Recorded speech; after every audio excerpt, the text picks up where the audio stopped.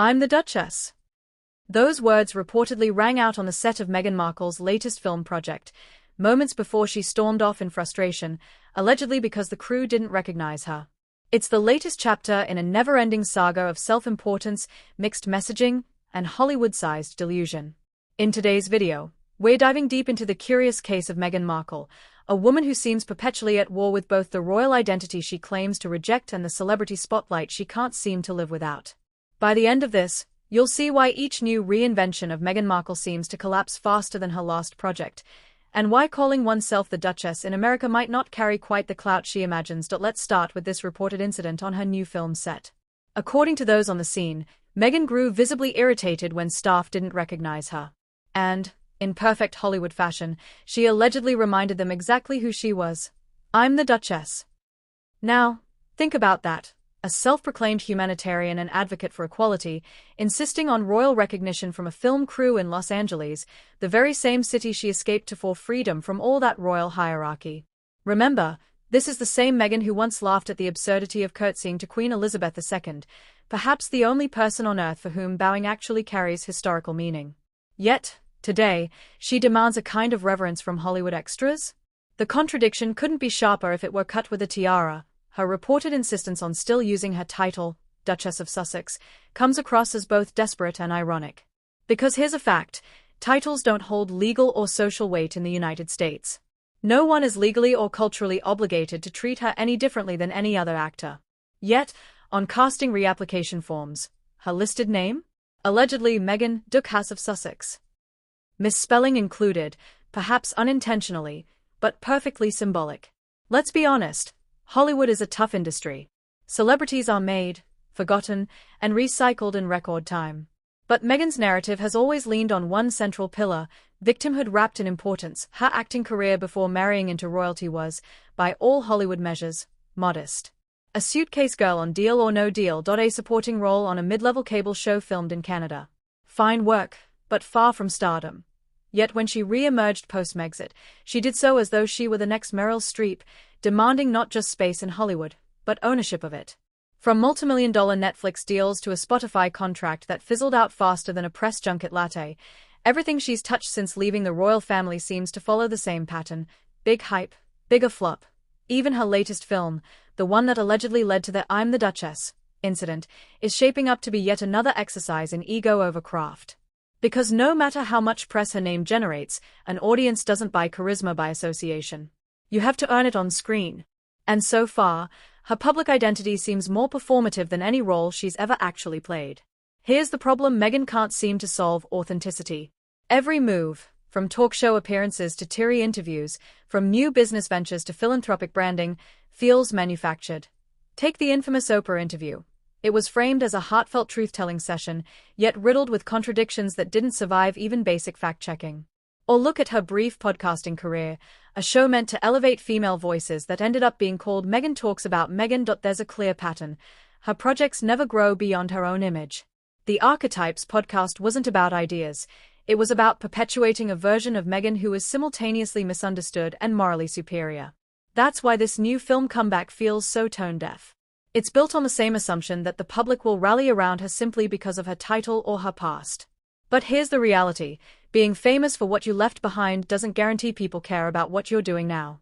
And when the public's perception of you is rooted in contradiction, anti-royal rhetoric paired with an obsession with royal labels, you don't come across as empowered.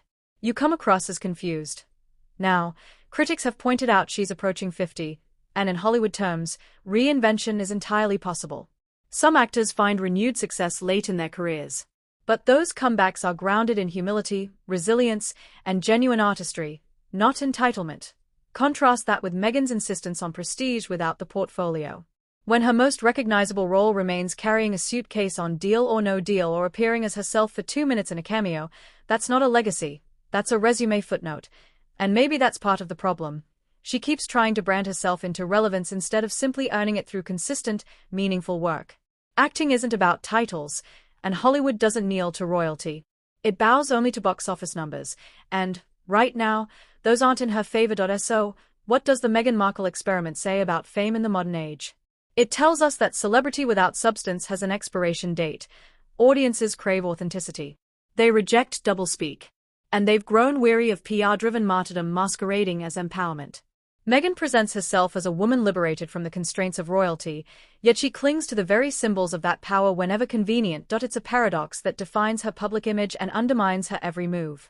Until she reconciles that contradiction, every comeback will look less like evolution and more like repetition. Let's not forget Meghan's relationship with royal life itself. She's long positioned herself as the reformer, the outsider who wanted to modernize an archaic institution. But actions often tell a different story.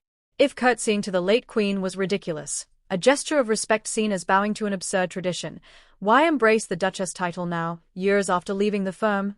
This contradiction has haunted her public image. To many, it signals that Meghan wants the privileges of royalty without the accountability that comes with it. She criticizes the monarchy for its outdated customs, yet uses its trappings as a personal brand toolkit. This selective relationship with status erodes credibility. When you reject a system but continue to profit from its symbols, it stops looking like rebellion and starts looking like opportunism. Let's be clear, in the United States, royal titles don't carry real-world significance. You can't enforce deference, and outside of tabloid fascination, Duchess of Sussex has no legal or social standing. So when reports emerge that Meghan insists on being addressed by her title in professional or social contexts, it plays as tone-deaf, even comedic. Americans tend to value authenticity over aristocracy. A duchess in name only doesn't hold much weight in a culture founded on rejecting monarchy altogether. And that's perhaps why her ventures in the US, from lifestyle branding to podcast deals, haven't achieved the staying power she might have envisioned. Titles don't substitute for tangible connection. The American audience responds to relatability, not rank. For all the media coverage, Meghan's projects have struggled to match her hype.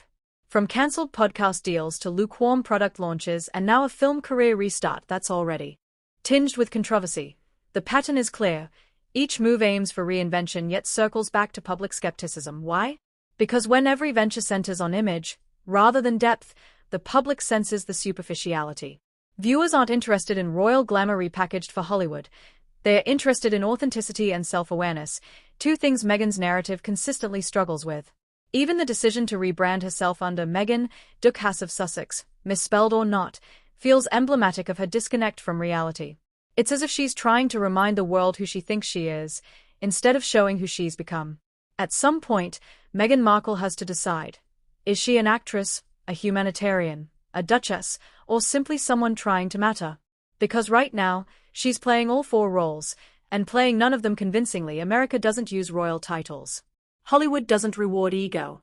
And the public doesn't forgive hypocrisy, no matter how glossy the packaging. So, the next time Meghan demands people remember she's the Duchess, maybe the crew's blank stares are the most honest review she'll ever get.